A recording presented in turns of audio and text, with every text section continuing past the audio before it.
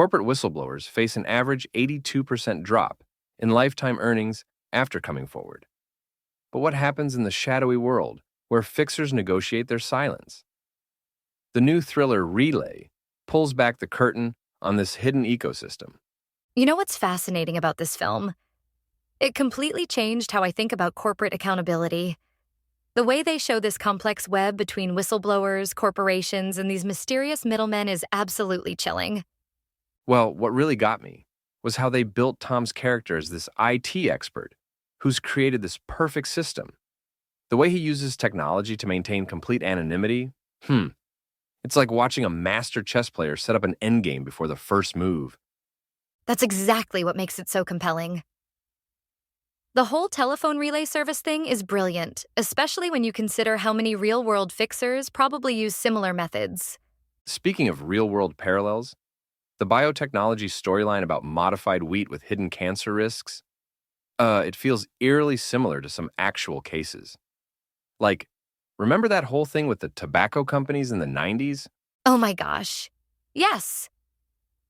And the way they portrayed Sarah's journey from determined whistleblower to someone just desperate to escape really shows how these corporations systematically break people down. You know what's interesting? Studies show that about 85% of corporate whistleblowers end up leaving their industry entirely. The psychological warfare we see in the film, the surveillance, the intimidation, it's all documented in real cases. Well, that makes Sam Worthington's character even more terrifying. Like, these aren't just movie villains. These types of corporate enforcers actually exist. And what's really clever is how director David Mackenzie uses that slow burn tension to build up to that devastating moment when Tom breaks his own protocols. It's like watching a perfect system crash in slow motion. So what do you think about how they handled the moral complexity of Tom's role? Is he helping these whistleblowers or just enabling corporate cover-ups? That's the brilliant tension at the heart of the film.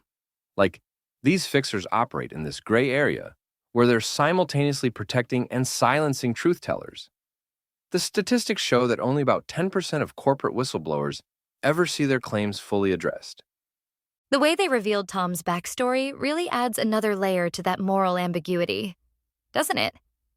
Absolutely fascinating how they waited to show us what drove him to become a fixer. And Riz Ahmed's performance, the way he conveys so much while saying so little, it's like watching someone carry the weight of every deal he's ever brokered. Well, the visual storytelling really emphasizes that isolation too.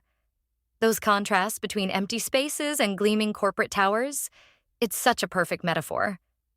You know, what really sticks with me is how relevant this feels right now.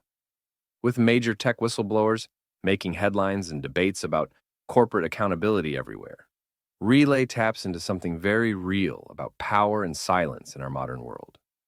That's probably why it's resonating with so many people. It's asking these bigger questions about the price of truth in corporate America.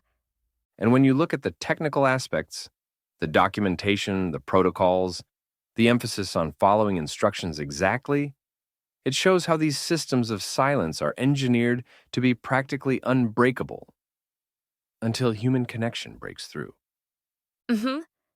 And that's what makes the finale so powerful. Watching all those carefully constructed walls come crashing down. Looking at the bigger picture, this film really challenges us to think about how we handle corporate accountability. Like, are these compromise solutions actually making things worse in the long run?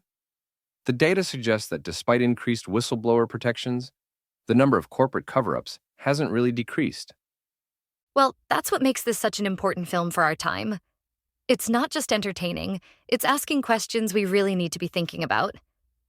And that's why I think our 8 out of 10 rating is spot on. It's managed to take these complex issues about power, truth, and human connection and wrap them in a thriller that keeps you thinking long after it's over. You've been listening to Movies First. Available at Apple Podcasts, Spotify, iHeartRadio, or your favourite podcast player. You can also stream on demand at Bytes.com. This has been another quality podcast production from Bytes.com.